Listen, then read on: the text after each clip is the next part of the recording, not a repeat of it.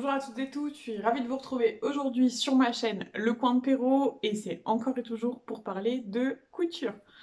Je tiens tout d'abord à m'excuser si au niveau de la luminosité c'est pas terrible, mais enfin mes fenêtres sont plein sud l'après-midi et clairement il n'y a pas moyen de tourner le matin cette semaine, donc soit c'est reporté à dans longtemps, soit je le faisais même si la luminosité n'est pas terrible.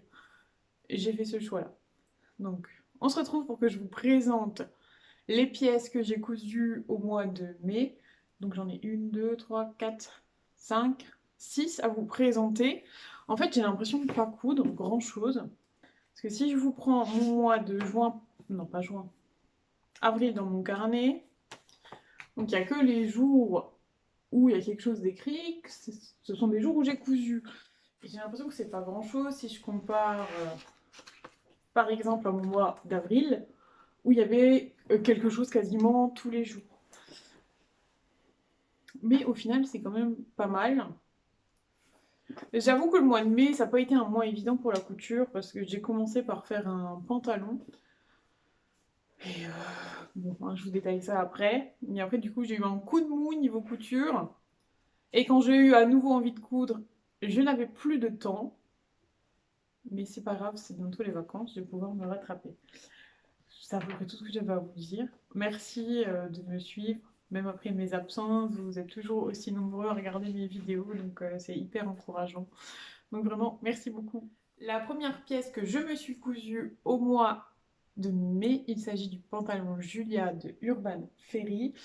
Donc j'avais acheté la formation à 20 euros, c'est mon deuxième, donc ça fait que ça me revient à peu près à 10 euros. Le tissu que j'ai utilisé, c'était un double crêpe de chez Benitex, donc qui ressemble à ça. C'est assez épais comme tissu, et j'avais payé 12 euros les 3 mètres. Et comme j'ai fait une erreur dans les modifications de patron, j'ai tout consommé, donc au moins j'ai plus le coupon. Si on rajoute la fermeture éclair, la pression, c'est un pantalon qui me revient à peu près à 25 euros. Et pour l'instant, il n'a pas encore pris l'air devant. J'ai fait plusieurs modifications sur ce pantalon. Alors commençons peut-être par les plus simples. J'ai augmenté un peu la largeur des mollets pour éviter que ça reste bloqué au niveau du genou. J'ai toujours pas assez augmenté parce que le pantalon reste toujours un peu bloqué au niveau du genou. Donc ça, c'était facile. Les autres modifications sinon que j'ai fait, donc c'est pour les hanches larges, les culottes de cheval, ou peu importe, on appelle ça comme on veut, hein. Je pense que vous allez le voir, c'est vrai que c'est plus bombé que le modèle d'origine. Et quand j'ai fait ces modifications-là, je n'ai pas retiré les marges de couture avant de modifier. Et quand je suis venue pour assembler, vu qu'on est censé avoir des poches italiennes, ça ne se correspondait pas du tout. J'ai laissé tomber les poches, j'ai repris mes devants, je les ai recoupés sans la poche. Je vous mettrai peut-être des petites incrustations sur le côté de ce que ça a donné en cours de réalisation. Après, c'est bon. Au niveau des hanches, euh, c'est pas trop mal. Ça pourrait être encore un petit peu plus large. Donc, pour faire mes modifications, j'ai utilisé la technique de la boîte à des emplacements précis. C'est pareil, je me suis servi d'une formation d'Urban Ferry. Je vais pas vous donner tous les détails, sinon c'est pas trop respecter le travail des créateurs quand même. Autre modification que j'ai fait, au niveau des pinces devant, j'ai doublé la longueur qui est prise. Je crois qu'au départ, ça doit être quelque chose comme 2 cm, ben là c'est 4. Et j'ai rajouté deux pinces aussi dans le dos, qui retirent aussi 4 cm au niveau de la taille. Alors du coup, vous verrez sur les photos qu'au niveau de la taille, ça tombe plutôt bien, mais encore un peu et je passais pas de temps quoi. C'est-à-dire que même avec la fermeture éclair ouverte, il faut passer à travers et avec le fessier c'est un petit peu difficile. Là, j'ai eu des difficultés à travailler ce tissu parce qu'il est quand même assez épais, donc tant que vous êtes que sur des coutures d'assemblage simples, il n'y a pas de problème. Mais dès qu'il commence à y avoir plusieurs épaisseurs, franchement, ça se complique, hein. Si vous regardez comment sont posés mes passants, c'est pas vraiment très heureux, quoi, hein. Normalement, il est censé arriver au centre. Franchement, pas moyen que ça passe. Je les ai fait comme j'ai réussi à les faire tenir. Après, il n'y a que si on va regarder dans les détails qu'on va s'en rendre compte, hein. On finit. Alors si j'ai fait quelques détails, j'avais peur que les coutures à l'intérieur ne tiennent pas bien en place et que ça me rajoute du volume. Donc ce que j'ai fait, c'est que je les ai plaquées et après j'ai tout repiqué le long. Alors je me semble que j'ai pas fait ça. Non, j'ai fait ça qu'à l'extérieur et j'aime bien. J'ai pas mis les poches à l'arrière non plus. Bah, pour les mêmes raisons en fait, c'est que si vous pliez la poche, ça va faire beaucoup d'épaisseur et enfin, si c'est pour les fixer et que ce soit pas joli au final, je vois pas l'intérêt de les fixer, quoi. On termine par ma petite fermeture éclair. Hop. Alors ça, je suis plutôt contente. Par contre, si je ferme le pantalon, ça fait un petit pli là comme ça. Bon, je me dis après peut-être si je mets une agrafe au pire. Bon, comme c'est pas un pantalon que je porte pour le moment, c'est pas dramatique. Et le dernier souci que j'ai eu, vous savez, quand vous avez fini tout votre pantalon et qu'il faut faire la boutonnière, ben forcément la boutonnière n'est pas passée parce que là vous avez 4 épaisseurs, 4, 6, 8 épaisseurs là, et il faut venir faire la boutonnière ici où vous avez que 2 épaisseurs. La machine n'a jamais voulu avancer, hein. Enfin, la boutonnière sur 2 épaisseurs sans tous ses contours, il n'y a pas de souci, mais après, impossible de la faire. C'est pas très grave, j'ai posé ma première pression métallique. J'ai un peu forcé, je sais pas si vous verrez, peut-être pas. Enfin, il y a une griffe qui est cassée. Ça tient quand même très bien. Enfin, pour les 10 minutes où je porte le pantalon, ça tient très bien. Sur une journée, je peux pas vous le dire. Voilà. Je sais pas trop comment en penser. Je suis contente et pas contente. Contente parce que je suis arrivée au bout de ce projet quand même. Et pas contente parce qu'il est franchement plein de défauts. Ça encore, ça passe. Mais surtout, je trouve pas qu'il me mette en valeur pour le moment. J'ai rien avec quoi la sortir. En fait, j'ai que des t-shirts pour l'été. J'ai pas de top encore. J'ai pas de petite blouse à manches courtes. Et j'ai eu le patron au lit. Ça va peut-être s'améliorer prochainement. Voilà pour mon pantalon. Quand je finis avec le pantalon, je vous avoue pas que ma motivation a connu une grosse descente pendant presque 2 semaines. Et Sophie donc organise toujours ses ateliers couture, donc de la chaîne by Sophia. Le défi c'était de se coudre une robe, et donc moi j'ai choisi de me coudre une robe issue de ce magazine, donc c'est le dernier La Maison Victor. Il s'agit de la robe Tamara, donc, dont le dessin technique est là. Je l'ai faite en taille 42 dans un Cupro effet lin que j'avais acheté chez Benitex. J'ai payé 12 € les 3 mètres, le magazine 10 €. Donc c'est une robe, si on compte en plus les boutons AliExpress, qui me revient 9, 12. Et les boutons, ouais, si on arrondit à 25 €. Voilà à quoi est-ce qu'elle ressemble. Hop. Je vais vous insérer une petite vidéo portée ainsi que quelques photos sur le côté. Euh, J'étais partie au départ sur des boutons écrus. Sauf que ça faisait très longtemps que je n'avais plus fait de boutonnière avec ma machine. Donc j'ai mis mon pied à boutonnière, j'ai mis mon bouton, j'ai réglé la largeur, j'ai fait mes boutonnières test, pas de problème. Sauf qu'en fait, je n'avais pas abaissé les griffes de la machine. Et ben, le souci c'est comment je m'en suis rendu compte, donc je les ai retirés. Sauf que la machine avait déjà tellement bougé en fait que le bouton était sorti du pied à boutonnière sans que je m'en rende compte. Et les boutonnières à la fin faisaient 2,5 cm à la place de faire 1,2. J'ai donc dû remplacer les boutons que j'avais choisis initialement par ceux-ci. Et encore, hein, vous voyez que les boutonnières sont vraiment plus importantes. Tant pis, c'est pas grave. Il y a juste quelques boutons du cou qui sont fixes, hein, qui peuvent pas s'enlever.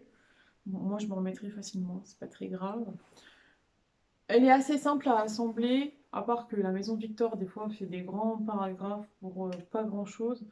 Je pense notamment à la sous-piqûre de la parmenture. Franchement, j'ai rien compris.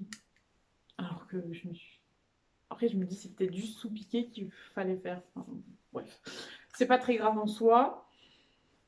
Et je me dis que cette robe devrait être quand même canon, en fait, doublée. Parce que là, donc, dans ce tissu, elle est clairement trop transparente.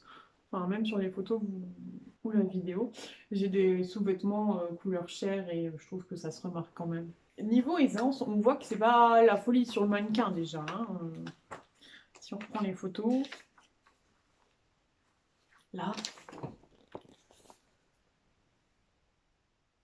on n'a pas l'impression qu'elle est très à l'aise pour respirer. Clairement, c'est une robe, quand je la passe, je ne peux pas faire plus haut que ça avec mes bras. Ou alors mes queues avec un seul, comme ça. J'ai bien envie de la refaire, mais je pense qu'il faudrait que je fasse 44 peut-être pour le haut. Et au niveau du bas de la jupe, je me dis que je pourrais presque descendre en 40. Il faut que je regarde si c'est pas trop étiré. Voilà, je l'aime bien. Mais c'est pas facile de bouger dedans. Du coup, c'est pas un modèle que je vais me précipiter à refaire, quoi. Et autre truc un peu très embêtant, là elle est repassée, hein. On dirait pas, mais elle est repassée. Quand elle sort de la machine à laver, mais un chiffon, quoi. Pourtant, je mets tout à sécher sur cintre, mais bon, il y avait quand même 10 minutes de repassage ce matin. Ensuite, je suis repartie sur quelque chose de beaucoup plus simple. Donc, j'ai fait un t-shirt issu de ce livre. Dressed, c'est le t-shirt tout simple, hein. Hop, ici, en col V. Donc, c'est celui que je porte. C'est un tissu de chez RL Tissu à 13,90 € le mètre. Le livre, j'ai déjà fait plusieurs patrons à l'intérieur. Donc, on va dire qu'en gros, le t-shirt me revient quand même à 15 €. J'ai un petit peu raté mon V, mais c'est pas flagrant. Par contre, je me suis vraiment améliorée au niveau de l'encolure. Sur le dernier, ça roulotait beaucoup.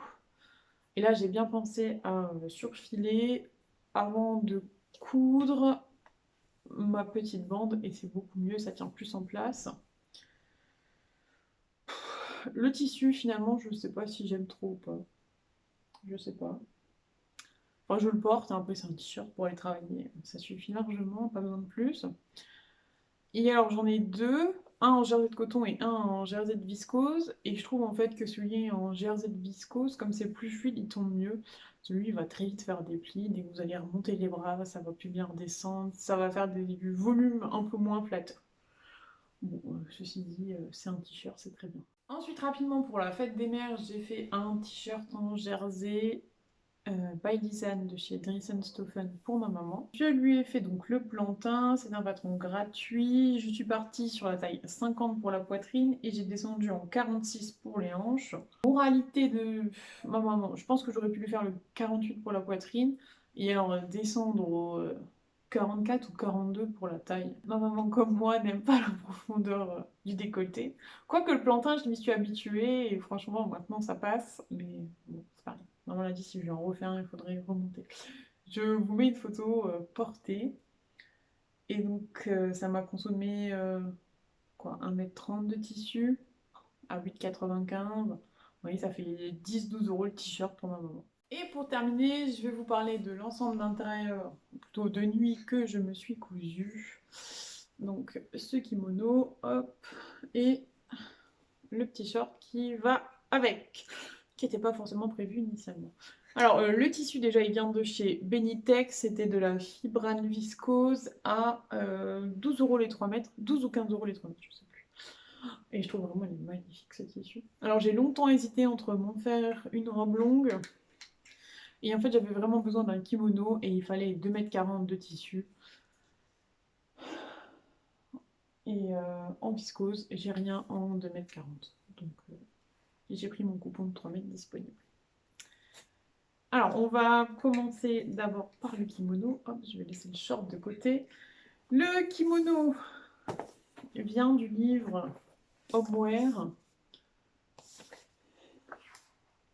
dont Gaël avait fait la revue. Et je me suis souvenu qu'il avait ce livre que je n'avais encore jamais utilisé. Et que c'est quand même dommage d'avoir des livres et de ne pas s'en servir. Et donc, il s'agit du kimono Sophia. Alors, est-ce qu'il y a un dessin technique ici au début? Je crois qu'ils le mettent. Voilà.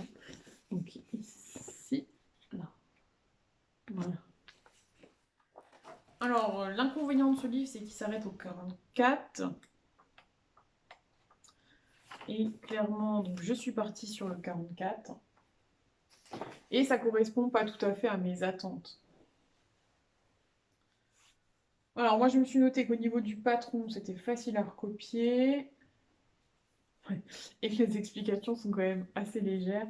Et en plus, on voit pas grand-chose sur leurs photos, quoi. Mais bon, je pense qu'il faut s'y attendre quand on prend des livres. Il n'y en a aucun qui est vraiment hyper clair, hein. Je pense que si vous prenez un patron indépendant, c'est quand même beaucoup plus détaillé, en fait, hein. Mais pas simplement parce qu'ils sont pas limités, hein, mais, voilà.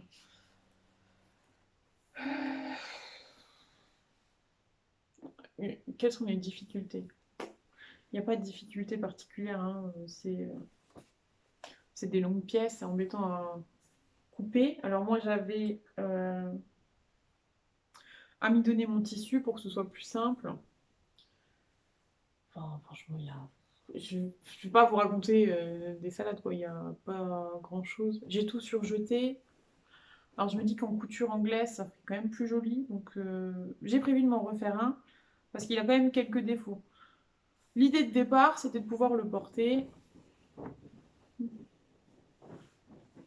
par-dessus mon pyjama et de pouvoir tranquillement aller déjeuner en terrasse. Et en fait, là, ça va. Vous verrez en photo, mais ça ne se suffit pas à lui-même. Alors, autant pour la poitrine, c'est bon. Mais alors, au niveau des hanches, ça se superpose que très peu. Et c'est vraiment pas suffisamment long. Donc, le prochain, je le ferai un petit peu plus couvrant devant. Surtout au niveau des hanches. Je pense bien qu'il faut que je rajoute 20 cm au total.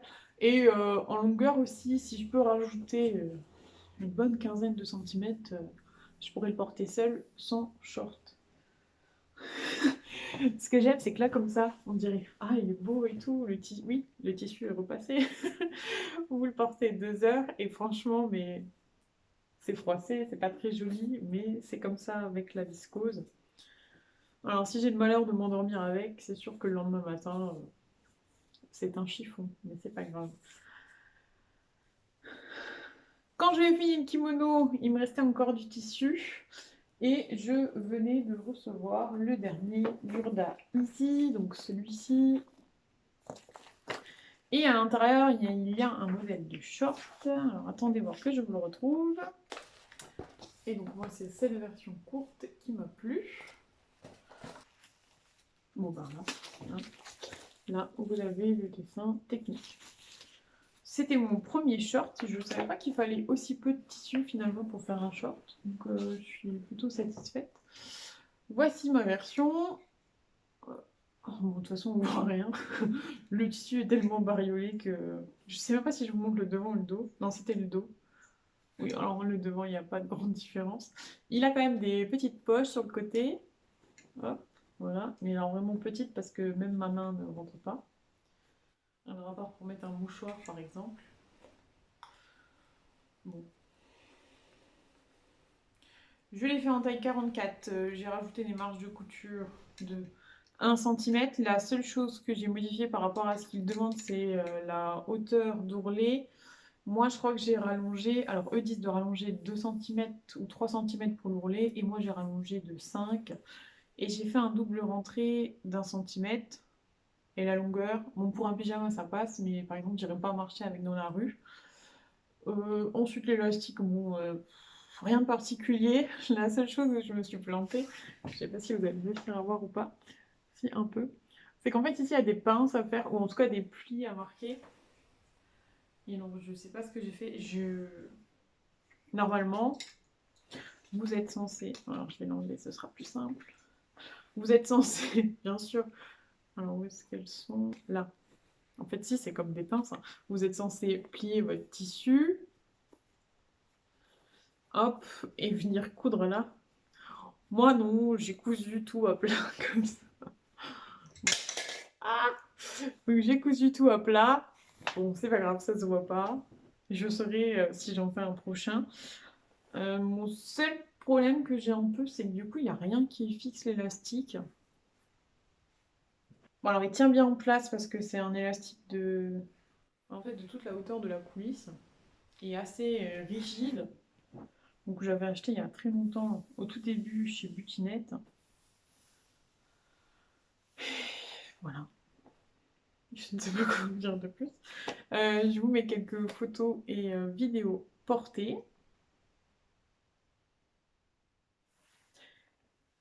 Et puis voilà. Je vous remercie de m'avoir écouté jusqu'ici. J'espère avoir été suffisamment claire. Si vous avez des questions, n'hésitez pas à demander ça en commentaire.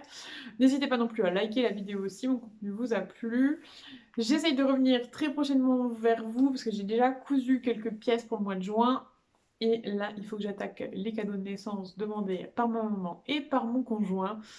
Donc, je vais aller faire, enfin, découper du tissu éponge, du tissu bambou, hein, vous connaissez.